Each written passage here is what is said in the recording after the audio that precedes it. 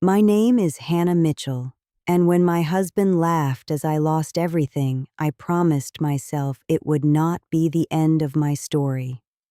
I was born on October 10th, 1987, in Meridian, Mississippi, the eldest of 3 daughters. My father was a public school teacher who believed in educating his daughters even when neighbors scoffed. My mother ran a small quilting business from our porch, stitching intricate patchwork designs on blankets to help pay the bills. I grew up surrounded by fabric and books, learning to sew and reciting poetry by age 8. Our life was simple, but filled with warmth. When I topped my high school class in 2003, my father gifted me a used bicycle so I could commute to Meridian Community College. He told me, "Education is your inheritance, sweetheart." At college, I studied business and dreamt of opening a boutique someday. I met Hunter Allen during a cousin's wedding in 2006. He was 5 years older, handsome, and worked as a bank officer in Atlanta. He spoke of stock markets and business trips with ease. My parents were impressed by his job and family background. We married in December 2007. I moved to Atlanta, leaving behind my sisters and the comfort of Meridian's oak-lined streets. Hunter insisted I stop studying to focus on our new home. "What will people say if my wife sits in a classroom?" He laughed. I reluctantly agreed, thinking I could continue later. Early in our marriage, Hunter showered me with gifts: silk scarves, gold bracelets, and dinners at downtown restaurants.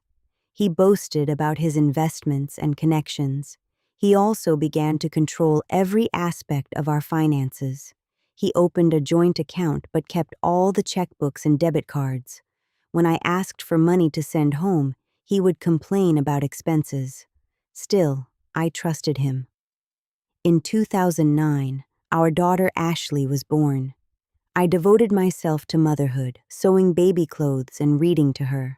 Hunter seemed happy, though he often traveled abroad for work meetings and returned with perfume and chocolates. By 2014, signs of strain appeared. Hunter's phone would buzz at odd hours with calls he took in whispers. Once, I overheard him arguing about a fake invoice. He brushed my concerns aside. In 2015, I discovered receipts for luxury watches and electronics we never owned. He said he was buying gifts for clients. I wanted to believe him. That year, my father fell ill. I asked Hunter for $5,000 to pay hospital bills. He laughed.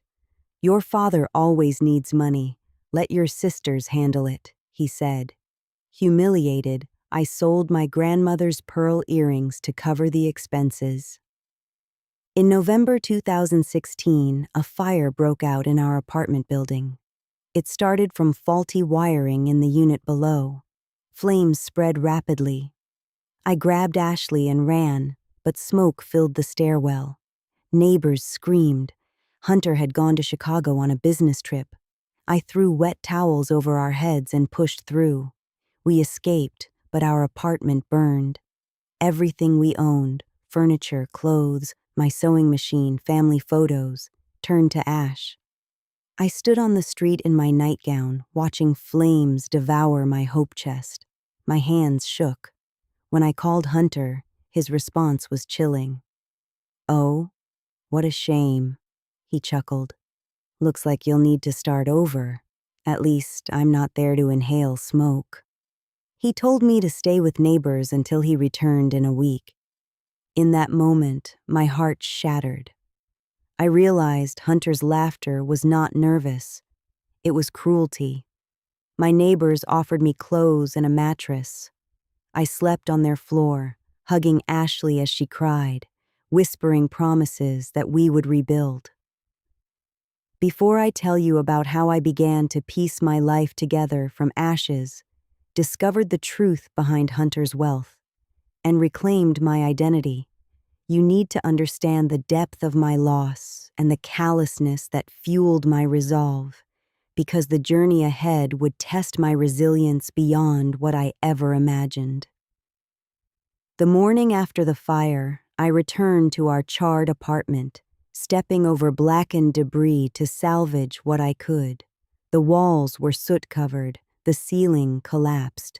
Amid the ashes, I found my mother's quilting frame, its wooden edges scorched but the pattern intact.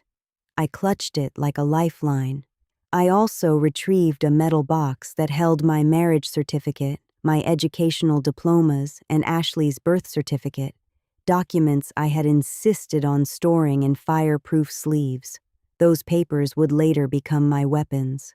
I thanked God for small mercies and resolved to rebuild. Since Hunter was away and I had no access to our bank accounts, I called my parents. My father had retired, and my mother's quilting income barely covered household expenses. They offered emotional support, but could not help financially. My younger sister, Sarah, invited me to return to Meridian. I decided to stay in Atlanta to avoid uprooting Ashley's schooling. My neighbors contributed $200 each to help me rent a small room nearby. I swallowed my pride and accepted. I also approached our local church emergency fund, which gave me $1,000. With these funds, I rented a one-room apartment in a narrow alley off Decatur Street. The roof leaked, but it was a roof. I enrolled Ashley in a public school within walking distance. I borrowed a Singer sewing machine from a neighbor and resumed stitching. I started taking orders for repairing clothes, tailoring dresses, and quilting blankets. I charged $25 per piece. Word spread quickly. Women from nearby apartments brought me torn hems and loose buttons. In my spare moments, I researched online how to start a home business using a borrowed smartphone. I discovered microfinance institutions and CDFs that offered small loans for women-led enterprises.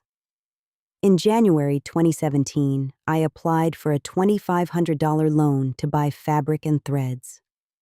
The office was downtown. I waited in line for hours, clutching my certificates and explaining my situation. The loan officer listened and approved my application. I signed documents, grateful for my education that allowed me to read the fine print. Meanwhile, Hunter returned and showed no interest in our plight. He did not visit the burnt apartment or contribute to repairs. He scoffed when he saw me sewing. "So now you're a seamstress? How cute." He smirked. He slept at his cousin's house, claiming our apartment was unlivable. I asked him for money to buy a second-hand refrigerator. He refused. Instead, he bragged about a business deal worth millions. I began to suspect that his wealth came from sources other than his salary. My neighbor Samantha once mentioned seeing him meet shady men late at night. I dismissed it then, but now I took note. To protect myself, I opened a separate bank account at a local credit union using my Social Security card. I deposited my earnings and the loan. I kept records of every transaction in a ledger, noting the names of customers and amounts. Within 6 months, my tailoring business generated $1,500 to $2,000 per month. I repaid the loan in installments. I also enrolled in a free online course on small business management offered by a state university extension program. Each night, after finishing orders, I studied marketing and accounting basics. Ashley, now 9, would sit beside me, scribbling multiplication tables. In July 2017, I attended a women entrepreneurs workshop organized by the Small Business Administration. There, I met Rachel, a lawyer who specialized in family law. During a coffee break, I confided in her about Hunter's control and the joint bank accounts. She urged me to gather evidence of my earnings and Hunter's negligence. "You have rights under Georgia law," she said. She offered to help me pro bono if I ever needed legal representation. I kept her card safely tucked behind my driver's license. Before I tell you about the discovery that exposed Hunter's illegal dealings, the steps I took to protect my daughter and myself, and the moment the tables turned in court, you need to understand how I transformed from a dependent housewife into a cautious entrepreneur. My small sewing enterprise was more than income. It was my first taste of financial autonomy and a foundation for the battle ahead. In early 2018, my curiosity about Hunter's finances intensified. He often left his laptop unlocked, assuming I lacked the knowledge to snoop. One afternoon, while he napped, I navigated to his email. I discovered correspondence with a man named Mason referring to payments via wire and shell companies. Attached spreadsheets listed large transfers, hundreds of thousands here, 500,000 there, to accounts in Dubai and Malaysia. There were references to importing medical equipment and clearing customs without duty. Alarm bells rang. I remembered news reports about smugglers using fake invoices to avoid taxes. I printed the emails quietly at a shop and hid the pages under my quilting frame. I also forwarded them to my Gmail account. I confronted Hunter later, asking about his trips and the emails. He laughed in my face. "You think you can understand business? Stick to your needles," he said. His arrogance strengthened my resolve. I contacted Rachel, the lawyer I met at the workshop. She advised me to gather more proof and keep records of my own income. She explained that under Georgia law, wives are entitled to maintenance and share of marital property, especially if husbands engage in illegal activities. She also warned me that exposing financial crimes could endanger me. "Be careful who you tell," she said. I told no one else. In October 2018, the FBI raided the offices of a trading company linked to a money laundering ring. The news flashed on TV. I saw Hunter's partner Mason being led away in handcuffs. Hunter's face turned ashen. He hurriedly packed a bag and said he had to travel to Washington, D.C. He didn't return for 2 weeks. During his absence, I followed Rachel's advice and filed for a copy of our marriage license and property records. I discovered that Hunter had taken a loan of $40,000 using our burnt apartment as collateral without my consent. I also found that he had recently opened a joint account with my Social Security number but without my signature, an act of identity theft and forgery. I continued to grow my business, now called Hannah's Stitches. I invested in a second sewing machine and hired another woman, Farah, whose husband had died in a construction accident. We produced quilted jackets and table linens, selling them at local farmers markets and through a Facebook page. By mid-2019, we earned $4,000 monthly. I saved most of it. I also paid Ashley's school fees without asking Hunter. She excelled in mathematics and dreamed of becoming an engineer. In August 2019, Hunter returned abruptly and demanded I sign some papers to transfer our apartment to a new owner. I refused. He slapped me, the first time he had ever hit me. "You are my wife.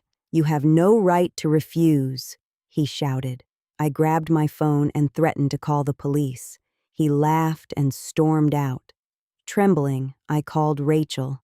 She advised me to file a complaint for domestic violence and obtain a stay order against selling any jointly owned property. The next day, Rachel accompanied me to the courthouse. The judge issued a temporary injunction preventing any sale of the apartment. Hunter was served legal notice. He retaliated by cutting off the electricity to my room. I bought kerosene lamps and continued sewing by their dim light. Before I tell you about the clandestine investigation I helped the FBI with, the day I confronted Hunter in court and he called me a liability, and how the judge responded after reading my evidence, you need to understand that by 2019, I had not only built a business, but also a legal shield. My growing independence and courage threatened Hunter's control, setting the stage for a battle that would expose his crimes and restore my dignity. The FBI's raid on Mason's company had not ended their investigation. In January 2020, an FBI agent named Cameron visited my tailoring shop. He introduced himself and showed his badge. My heart raced. He explained that they were tracking a money laundering network and had reason to believe Hunter was involved. I hesitated, but realized this could be my chance to protect Ashley and myself. I invited him inside and offered coffee. Cameron asked if I knew of Hunter's business dealings. I confessed I had seen suspicious emails and receipts. He asked if I would provide copies. I agreed on the condition that my identity be protected. We arranged for me to drop the documents in a sealed envelope at a cafe near Peachtree Street each Friday. For 6 months, I collected evidence: emails, bank statements, Hunter left in drawers, photos of invoices. I delivered them anonymously. In March 2020, the COVID-19 pandemic hit America. Lockdowns shut markets and slowed business. Hannah's stitches suffered. Orders dwindled as customers prioritized essentials. I pivoted, stitching cloth masks from colorful cotton and selling them at $5 each. We made bundles for hospitals and donated some. Ashley attended online classes using my phone. Hunter stayed home, pacing anxiously, making calls. He berated me for using too much Wi-Fi. "You and your masks are worthless," he sneered. I ignored him. In June, Cameron called me from a secure number. He whispered, "The investigation is concluding. Be prepared." In July 2020, the FBI arrested several bank managers and customs officers involved in the laundering ring. They also froze dozens of accounts. On August 1st, while Hunter sat across from me eating breakfast, his phone beeped. He opened his banking app and froze. "What is this?" he stammered. "Your account is blocked? Balance zero?" He refreshed repeatedly. Panic spread across his face. He called his bank manager. "Sir, your account has been frozen by the FBI due to ongoing investigations," the manager said. Hunter's hands trembled. "This is some mistake," he shouted. He ran to the bank, leaving his eggs untouched. I felt a mix of fear and vindication.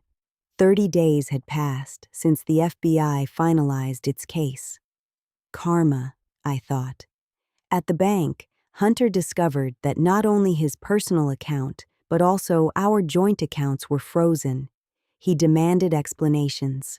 The bank manager showed him a letter from the FBI citing the Patriot Act and federal anti-money laundering regulations. Hunter screamed and threatened legal action. Security guards escorted him outside. He called me, voice shaking. "What did you do?" he accused. I stayed silent. I had done nothing illegal. I had simply cooperated with the law. 2 days later, the FBI summoned Hunter for questioning. He panicked and begged me to accompany him. "They'll respect me if you're there," he said. I refused. Instead, I met Rachel and prepared to file for divorce. I gathered all my records, the documents proving Hunter's forgery, evidence of his abuse, and the emails I'd given to the FBI. I filed for divorce, citing cruelty and fraud. Hunter tried to block it, claiming I was mentally unstable. The court ordered a hearing. Before I tell you about the courtroom confrontation where Hunter belittled me and laughed, and the judge's reaction upon reading my file, you need to understand that his bank account's freezing was not a random event, but the result of a carefully executed investigation and my quiet determination. It emboldened me to seek justice not just financially, but legally, because losing everything taught me I had nothing left to fear. Our divorce hearings began in October 2020 at the family courthouse in Atlanta. Hunter appeared with a smug expression, flanked by his lawyer. He wore a tailored suit, his hair slicked back, as if attending a business meeting. I wore a simple beige dress and brought Rachel and my ledger of earnings. The courtroom was crowded with couples seeking divorce and child custody. The judge, Judge Norman, a middle-aged man with glasses perched on his nose, presided over our case. Hunter's lawyer opened with a tirade. "My client is a respectable banker," he said, emphasizing Hunter's job title. "His wife is uneducated, mentally unstable, and unable to contribute. She runs a makeshift sewing shop and now wants to extort him by citing baseless allegations." He laughed and pointed at me. Hunter grinned. "Look at her, sewing and plotting while I bring in millions," he said. "She lost everything and now seeks to drag me down." The gallery murmured. I clenched my fists. Rachel stood and presented our evidence. She handed Judge Norman a file containing my educational certificates, my income ledger, photos of my burnt apartment, fire department reports, proof of Hunter's forged signatures, copies of emails showing money laundering, and receipts of the microloan I had repaid. She emphasized that I had contributed financially through my business. "My client is not uneducated," Rachel declared. "She has a business degree, has run a successful tailoring enterprise, and has supported her child alone. Meanwhile, the husband forged her signature, laundered money, and laughed when she lost her home." The judge leafed through the file, reading silently. He paused at the emails showing Hunter's involvement in wire fraud and at the bank statements with forged signatures. He raised an eyebrow. He turned to Hunter. "Mr. Hunter Allen, do you have any response to these serious allegations?" Hunter scoffed. "These are fabricated documents," he said. "She is a nobody trying to become somebody. She cannot even speak proper English. She is a housewife who should be grateful I provide a roof." He laughed loudly, hoping to amuse the room. Judge Norman's expression hardened. "Enough," he said, banging his gavel. "Your arrogance is astounding. Your wife lost everything in a fire, and you laughed. You forged her signature, as proven by forensic analysis. You are under FBI investigation for money laundering, yet you call her worthless?" He held up my ledger. "This woman has maintained meticulous accounts, supported her child, repaid a loan, and cooperated with law enforcement. She is not a nobody. She is an asset to society. You, sir, are the liability." Hunter's smile vanished. The courtroom stirred with whispers of approval. The judge granted my divorce, citing cruelty and financial fraud. He ordered Hunter to pay $3,000 per month in child support and barred him from selling any joint property until the FBI investigation concluded. He admonished Hunter to respect the law. Hunter's lawyer attempted to appeal but was overruled. Rachel squeezed my hand. Tears filled my eyes. Justice had not only been served, but articulated. My father's words about education being my inheritance echoed in my mind. Before I tell you about the months that followed, how Hunter's case unfolded, how I rebuilt my life and the community I built for other women facing financial abuse, you need to understand that the court scene was a turning point. Being called a nobody in public and then defended by a judge using my own ledger was a validation I had never imagined, because it transformed my pain into empowerment and silenced the mocking laughter that once haunted me. After the judge granted my divorce, Hunter left the courtroom red-faced and furious. He refused to pay child support initially. Rachel filed a petition to garnish his frozen accounts once they were released. Meanwhile, the FBI concluded its investigation.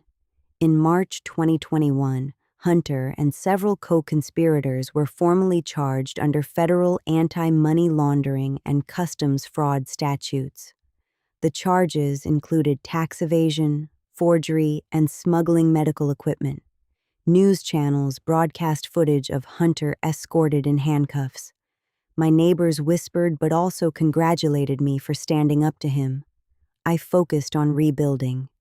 Using my savings and a new microfinance loan of $100,000 from a women's business development center, I expanded Hannah's stitches.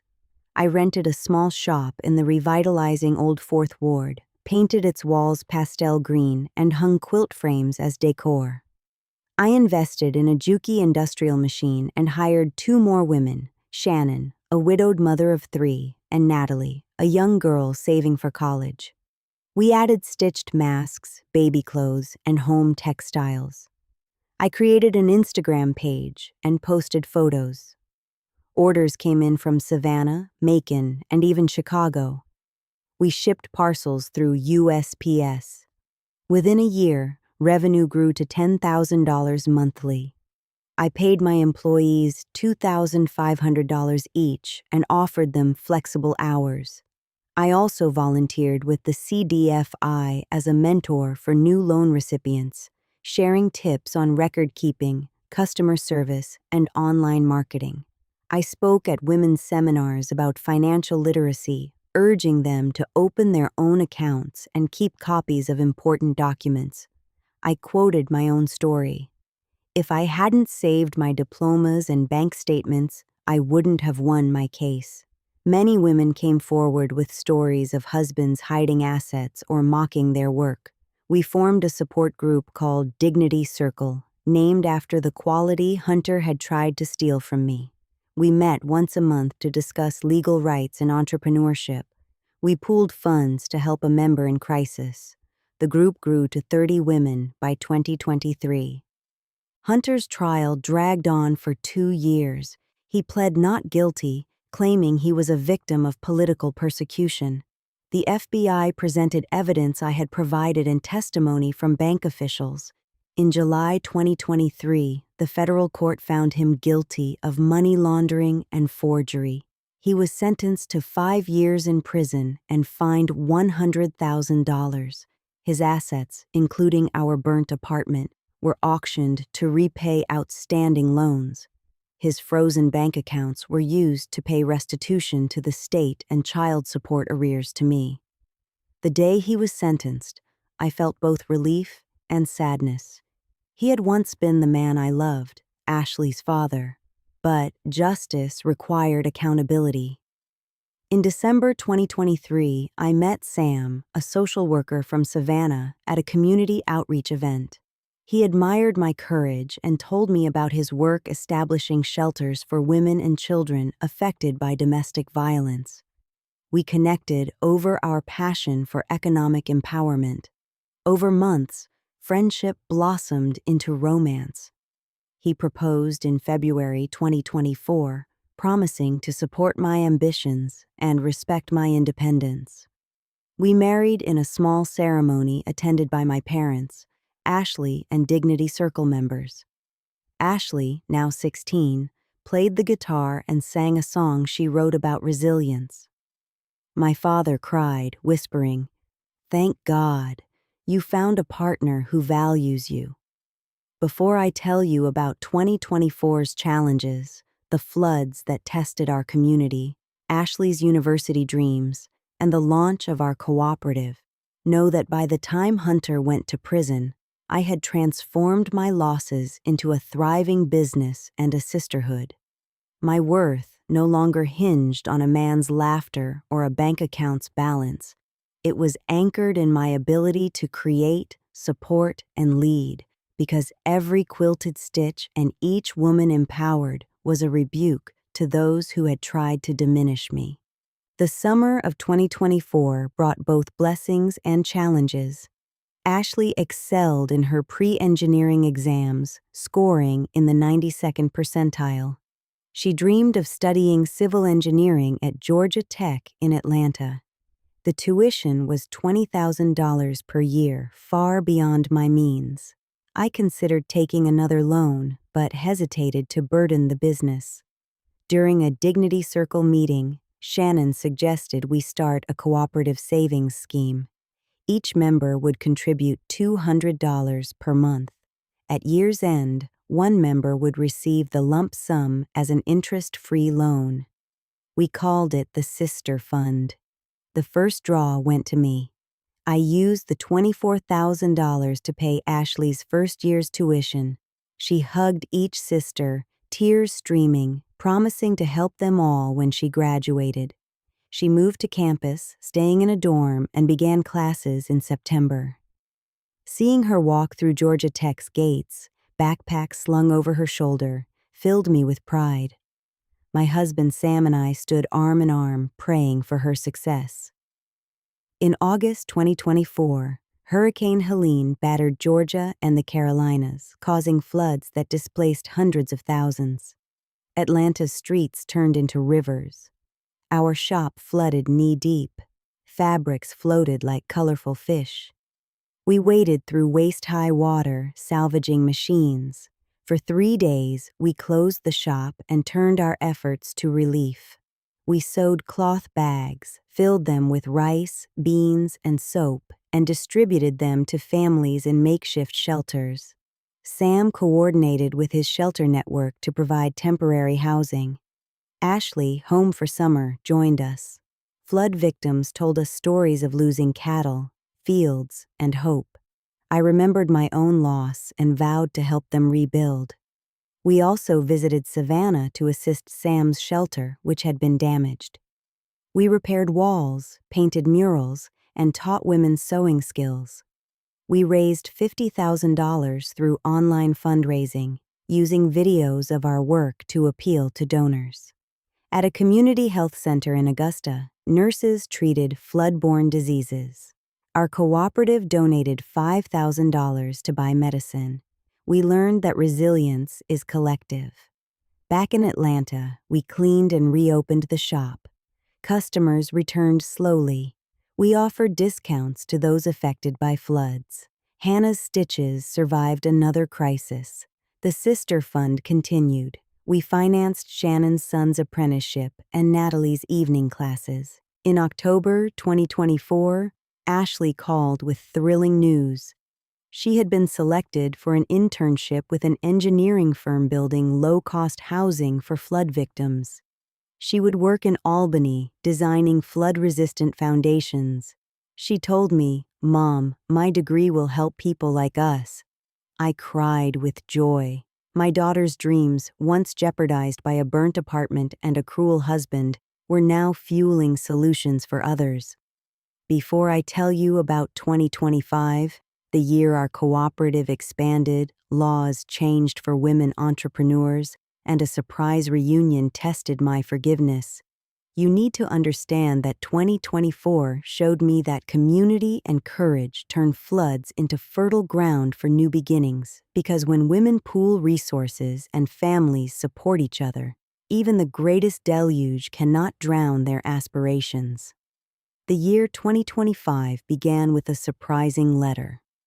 The state government invited me to participate in a provincial advisory panel on women's economic empowerment. Our cooperative's model had caught the attention of the Department of Economic Development. They wanted to replicate savings circles and micro-enterprise training across Georgia. I hesitated. Government committees are notorious for red tape, but Sam encouraged me. "Use your seat to advocate for real change," he said. I joined the panel in February. In meetings, I pushed for simplified loan processes, digital literacy training, and legal aid for women facing financial abuse. I cited my own experiences. The director took notes. By mid-year, the department allocated $5 million to establish 100 sister fund groups across rural areas. I trained trainers, traveling to Valdosta, Albany, and Macon with Ashley, who took time off from her internship. We taught women to keep ledgers, sign contracts, and rotate savings. I insisted that each group partner with a local lawyer and credit union. Meanwhile, Hunter's appeals were exhausted. The Supreme Court upheld his conviction in March 2025. He remained in prison. In May, he sent a letter through his lawyer asking to see Ashley. He wrote that he regretted his actions and missed his daughter. Ashley, now 19, asked for my advice. I told her, Forgiveness is your choice. He is your father, but you owe him nothing. After nights of contemplation, she decided to meet him in prison. She walked through iron gates, head held high. Hunter wept when he saw her. He apologized. She listened quietly, then said, "I hope you learn from your mistakes." She left without promising visits. I felt a mix of relief and sorrow. Closure, perhaps. In June 2025, the state legislature passed the Women's Economic Participation Act, influenced by input from our panel. The law simplified microenterprise registration, offered tax incentives for women-led businesses, and mandated banks to provide at least 30% of their microloans to women. It also required financial literacy programs in public schools. The governor invited me to speak at the signing ceremony. I took the stage, looked into cameras, and said, "This law is not a favor. It is overdue justice for half of our population." I dedicated the law to women like my mother, Sarah, Shannon, and myself who had been dismissed and told to stay silent. The Dignity Circle celebrated by hosting a fair in the Old Fourth Ward. We invited women entrepreneurs from across Atlanta to sell handicrafts, homemade preserves, and toys. Sam's Shelter Group organized games for children. Musicians played banjo and fiddle. Young girls performed a drama about rights. I watched Shannon proudly describe her hand-woven scarves to customers from Buckhead. I saw Natalie negotiating prices with a shopkeeper.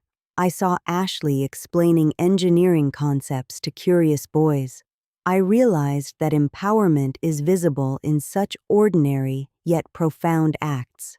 In August 2025, our cooperative reached 100 members. We formalized it as the Hannah Cooperative Society and registered under state cooperative law. We elected a board of directors, with me as chairperson, Shannon as treasurer, and Natalie as secretary. We opened a cooperative bank account separate from my business. The first major project we funded was buying a building to house our growing operations. A training center, storage for inventory, and a retail space. We negotiated a price of $500,000 for a 2-story structure in the main street of our district. Each member contributed according to capacity. Sam donated $20,000. A philanthropist from New York matched our contribution with $100,000 after reading about us in the newspaper. We signed the deed in September, tears streaming as we unlocked our own building.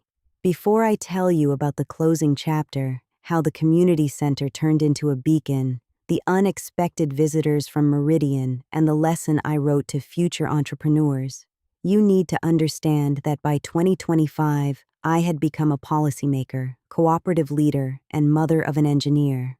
The laughter that once crushed me had been replaced by thousands of voices praising, questioning, and cheering. Because when you lift yourself, you inevitably lift others. The opening ceremony of the Hannah Cooperative Society's building in October 2025 was a joyful milestone. We invited community members, media, and government officials. The front facade was painted in pastel colors with a mural of women sewing, teaching, and planting trees. A banner read, "From Ashes to Empowerment." We cut a green ribbon with a pair of scissors wrapped in quilted cloth. Children sang the national anthem. I delivered a speech thanking those who had supported us. I said, 10 years ago, I stood in ashes while someone laughed at my misfortune. Today, we stand in a building we own, built from stitches, savings, and solidarity." The crowd cheered. Reporters asked about our journey. I emphasized the role of microfinance, supportive networks, and legal literacy. "Every woman here is a leader," I said, gesturing to Shannon and Natalie. Inside the building, we had set up a small museum narrating the cooperative story. We displayed my scorched quilting frame, the ledger with my early earnings, Ashley's acceptance letter, photos of our group meetings, and newspaper clippings of the Women's Economic Participation Act. Visitors walked through, reading captions, some wiping tears. An elderly man touched the burnt frame and whispered, "God tests and then elevates." We also inaugurated a library stocked with books on business, law, and history. We named it the Sarah Reading Room, honoring my sister who had supported me despite having little herself. During the ceremony, a surprise guest arrived, my childhood friend Faith from Meridian. She hugged me tightly, tears in her eyes. "You did it, Hannah," she said. She handed me a letter from my mother. In it, my mother wrote that she was proud of me, that she never doubted my strength even when she couldn't help financially. She mentioned that my father had passed away peacefully, whispering prayers for his daughters. I felt a pang of grief for not seeing him before he died, but I also felt closure. I read the letter aloud to the cooperative members, showing that support often comes from unexpected places and times.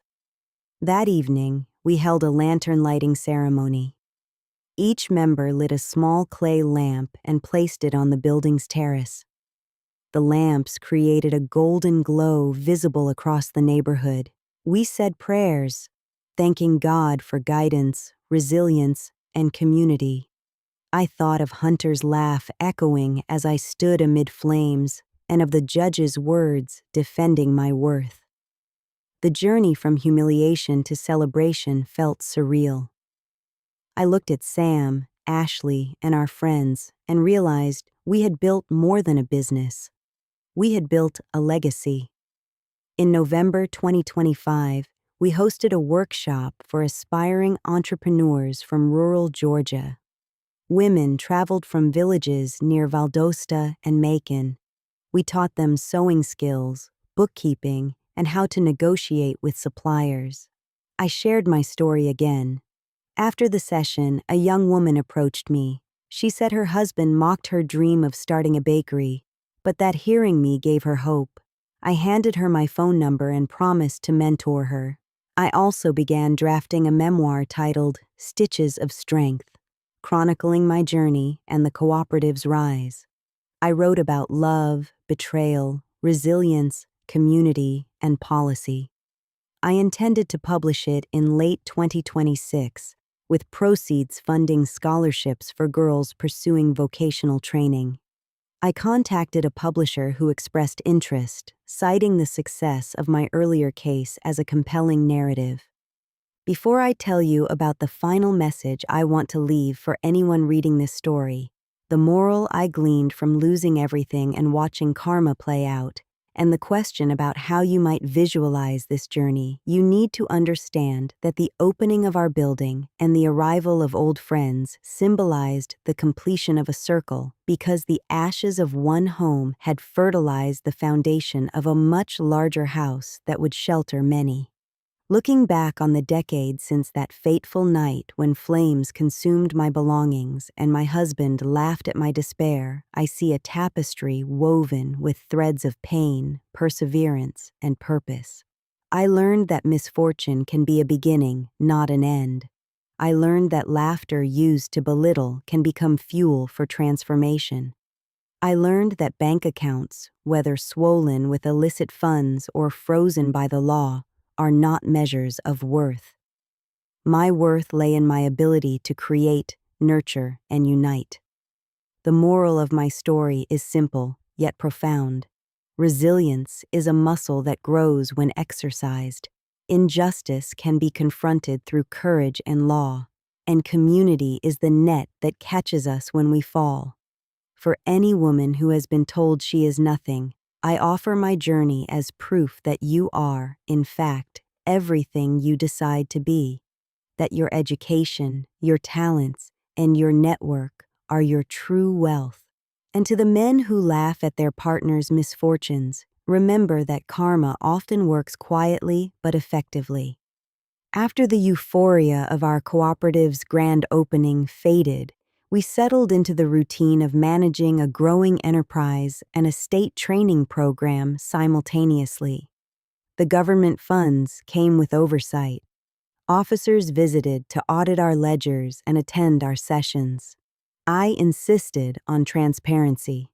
We maintained receipts for every dollar spent on chalk, chairs, and bus fares. We converted the second floor of our building into a classroom with rows of wooden desks and a whiteboard. We developed a syllabus covering basic accounting, legal rights, marketing, and leadership. Sam introduced modules on mental health, reminding us that self-care fuels productivity. Ashley created slides showing the math behind interest-free savings circles and the compounding benefit of mutual aid. Our first batch of trainees arrived in February 2025 from the Georgia coast, where fishing communities had been devastated by hurricanes. They wore colorful shawls and looked apprehensive.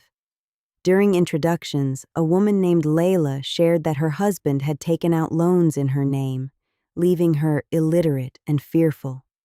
Another, Sabrina, had lost her fishing boat and wanted to start a pickled shrimp business. We listened, nodded, and assured them that by the end of the month, they would have a concrete plan and a support network. We faced logistical challenges. Many trainees had never left their counties. Navigating Atlanta's buses and crowded streets intimidated them. We arranged transport using our cooperative van, driven by Natalie's cousin, Eddie, who had a knack for calming anxious passengers with jokes and renditions of folk songs. We scheduled sessions around prayer times and childcare needs. We served homemade chicken and rice for lunch, cooked by Shannon and an army of volunteers. Each evening, the women phoned their families, excitedly describing the curriculum. They practiced writing their names and signing documents. Some cried when they saw their signatures for the first time. We also invited local bankers to demystify account opening. A manager from a community bank, Ms. Hina, demonstrated how to fill deposit slips and explained digital wallets. She admitted that many bank staff lacked gender sensitivity training and thanked us for forcing her to rethink her own biases. Over 4 weeks, the women developed business plans. Sabrina would ferment shrimp and bottle them in glass jars with labels drawn by her granddaughter. Layla would purchase a loom and weave mats to sell at markets. A third participant, Nora, who had been widowed by a boat accident, planned to open a small tea stall at the ferry terminal. Each plan included projected costs, marketing strategies, and a timeline for profitability. On graduation day, we hosted a small ceremony. The women stood proudly in their new dresses, certificate folders in hand.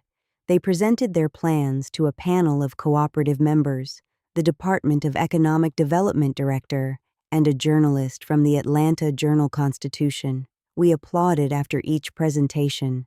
Several banks pledged microloans on the spot. Nora's daughter recited a poem about the sea and the strength of women. There were tears and smiles. As they boarded the van home, they hugged me tightly, pressing their cheeks to mine. "We will not let your training go to waste," Sabrina whispered. The seeds we planted in that classroom would grow far from Atlanta, spreading across riverbanks and coastal villages. The program's success attracted attention beyond Georgia. In April, delegations from Appalachia and the Mississippi Delta requested similar training. I consulted with the advisory panel about replicating our model in rural regions. We created manuals in English and Spanish and recorded video lessons for those who could not travel. Ashley edited the videos, adding subtitles and simple graphics. She joked that she was now a cinematographer in addition to being an engineer.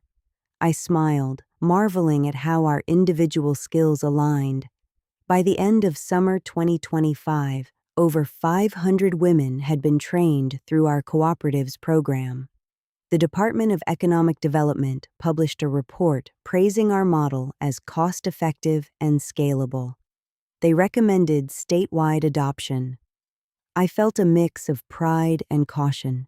Scaling means dilution if not managed carefully. I continued to monitor each group's progress, calling trainers monthly and solving problems like misallocation of funds or familial sabotage. Our network of savings circles now spanned counties and climates, bridging fisherfolk, farmers, artisans, and shopkeepers. We were no longer just a cooperative, we were an ecosystem of resilience. Amid the flurry of training sessions and expansion, life at home presented its own complexities. My marriage to Sam was nurturing, but blending families is never seamless. Sam's teenage son, Billy, initially resented the time and energy I poured into the cooperative. He felt I prioritized strangers over family dinners. In January 2025, he stormed out of the house after I missed his school play due to a panel meeting. I found him sitting on the steps of the cooperative building, angrily kicking pebbles. I apologized sincerely and explained my passion for empowering women. I invited him to watch a training session. He reluctantly agreed. That day, he observed Sabrina practice her pitch. He watched Nora's daughter recite a poem about bravery. On the way home, he said quietly, "You're like a general training an army of aunties." We laughed. He began to help by designing a simple logo for our cooperative and creating social media posts aimed at younger audiences. Sam and I reminded ourselves that our family was as much a part of the movement as any policy or program. We scheduled weekly dinners with Billy and Ashley whenever she was in town, leaving our phones off and talking about music, movies, and dreams. That spring, my father's absence weighed heavier on me. Though he had passed away in 2024, there were moments I instinctively wanted to call him. The day Ashley showed me her first engineering project, a flood-resistant model of a village, or when the Women's Economic Participation Act passed. I visited his grave in Meridian in April 2025 with my mother and Sarah. We carried garlands of fresh magnolia and recited the 23rd Psalm. I knelt, pressing my forehead to the cool marble, whispering updates about my life. I told him about the cooperative building, about Ashley's internship, about Sam's kindness. I admitted my regrets about not seeing him before he died. My mother squeezed my shoulder, saying, "He knew you were on a journey that would help many. He forgave you the moment you left." We sat together under a live oak, sharing stories of his humor and discipline. My mother recounted how he once sewed his own button when he tore his shirt on a school gate, refusing to let my grandmother intervene. "You inherited his determination," she said. "That visit allowed me to let go of a weight I did not know I was carrying." Back in Atlanta, I made a point of asking elders in our cooperative to share their wisdom. One evening, Shannon's mother, Emma, told us about her youth in the 1960s, when she fought against social norms by learning to read under a street lamp. She reminded us that each generation builds on the struggles of the previous one. These conversations enriched our understanding of ourselves. We also started a tradition of recording oral histories. Billy and Ashley set up a camera and microphone once a month. We invited a cooperative member to tell her story. We captured tales of cattle ranchers, flower vendors, and midwives. Each story was archived in our library with transcripts in English and Spanish. Rachel suggested these could be used as evidence when advocating for policies. Personal narratives carry weight that statistics often don't. I discovered a deeper purpose in preserving these stories. It was about making sure future daughters and sons know the shoulders they stand on. As the year progressed, I noticed subtle signs of fatigue in myself. My hands cramped more often after hours of typing, and my back ached during long bus rides to rural workshops. Sam urged me to rest. I resisted at first, equating rest with laziness, an old habit from the days when any pause meant falling behind. But after my mother gently scolded me, "You cannot pour from an empty cup," I scheduled regular breaks. I took up gardening on the building's rooftop, planting marigolds, mint, and basil in recycled containers. The act of watering plants at dawn with dew still clinging to leaves became meditation. Ashley joined me whenever she visited, telling me about her design classes while snipping herbs. The rooftop garden soon served as another classroom where we discussed budgets and balance while plucking tomatoes. Self-care became a lesson we integrated into our training. Success is sustainable only when rooted in well-being.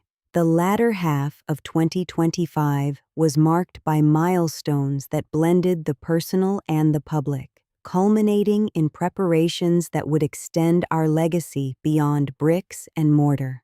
In August, after months of scribbling notes between training sessions and cooperative meetings, I completed the draft of my memoir, Stitches of Strength. Writing forced me to relive moments I thought I had processed: the night of the fire, Hunter's laugh, the trembling in court, the smell of flood water, the first time I stepped onto the stage in front of government officials. Revisiting these memories was cathartic and draining. I wrote about the ways money can be weaponized, but also how it can be reclaimed as a tool of freedom. I wrote about my parents' sacrifices, Hunter's greed, the camaraderie of Dignity Circle, the fierceness of my daughter, and the tenderness of my new marriage. I included patterns for quilting, instructions for savings circles, and quotes from teachings about justice. Sam proofread chapters late at night, pointing out where I had undersold my achievements. "Take credit, Hannah," he would say, "because your story is not just yours. It's a manual." We sent the manuscript to a publisher in New York who offered an advance of $50,000, enough to kickstart the scholarship fund I envisioned. I consulted with the cooperative board and Rachel about the scholarship's structure. We decided to establish the Mary Scholarship Fund, named after my mother, to finance vocational or professional training for girls from low-income families. The fund would prioritize daughters of women entrepreneurs in our network, ensuring that empowerment spans generations. We set criteria requiring applicants to submit a short essay describing how they would use their education to uplift their communities. We invested the book advance into a certificate of deposit at a cooperative credit union to accrue interest, aiming to award our first scholarships in 2026. Meanwhile, we started raising additional funds through craft fairs, donation drives, and partnerships with philanthropic foundations. Simultaneously, we pursued an expansion of our business ventures to create sustainable revenue.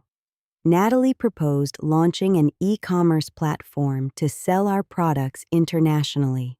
She argued that diaspora communities in North America and Europe crave authentic Southern and Appalachian handicrafts, but are wary of scams. With Billy's help, we built a website using a local IT company, showcasing our catalog of quilted clothing, home decor, and woven baskets. We collaborated with artisans from all the regions where we had training programs: block printers from the coast, basket weavers from the mountains, and potters from the Delta. We established fair trade agreements, ensuring artisans received 70% of the sale price. Within 2 months of launching, we received orders from London, Toronto, and Melbourne. Our first international customer, a Georgian doctor in Birmingham, England, sent us a video of her daughter wearing our blue jacket at Christmas service. She said it reminded her of childhood. Tears brimmed in my eyes as I realized our products carried not just fabric, but nostalgia and pride across oceans. In October 2025, we organized a symposium titled Women, Wealth, and Well-Being at the Cooperative Center. We invited economists, social workers, religious scholars, and policymakers.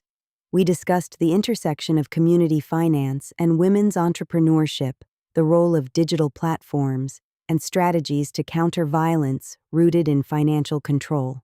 At one panel, Ashley presented her research on flood-resistant housing, emphasizing how engineering solutions must go hand in hand with social empowerment.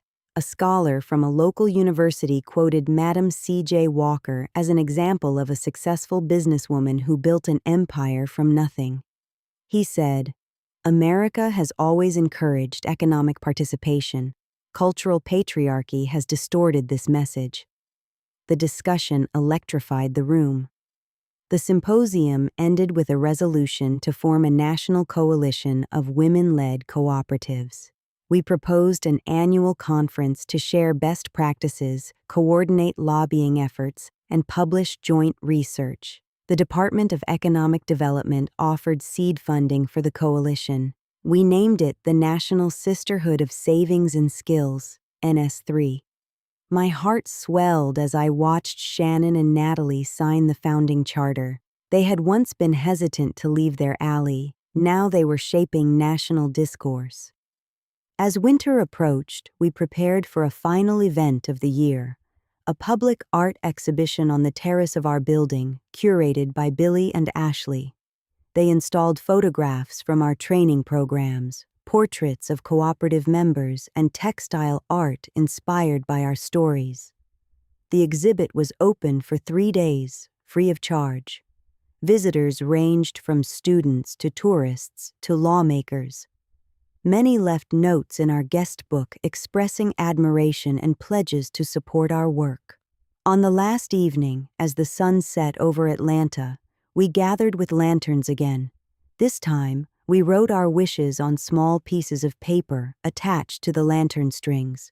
Wishes for daughters' futures, for safe homes, for justice, for rest. We released the lanterns, watching them float into the night. The scene mirrored the one a year earlier, but carried added layers of intention. After the crowd dispersed, I stood alone on the terrace, holding Sam's hand, feeling the weight and lightness of the journey. A gust of wind lifted stray sparkles of glitter from the artboards into the air, catching the lantern light. In that moment, I whispered a prayer, that our work would outlive us and that others would continue weaving threads of strength long after my needles were laid to rest. As 2025 drew to a close, I found myself sitting in the cooperative library, surrounded by books and artifacts that chronicled our collective journey.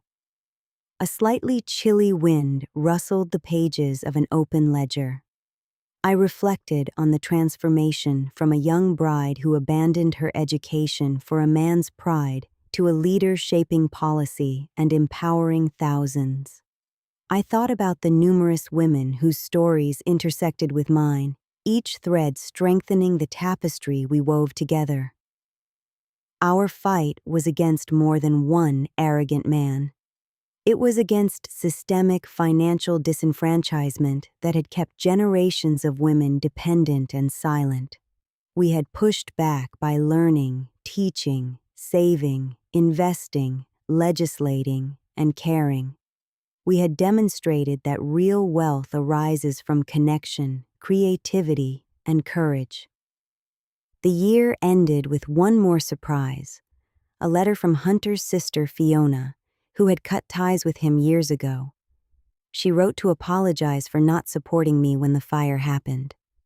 She admitted she had believed Hunter's lies until his conviction forced her to confront the truth.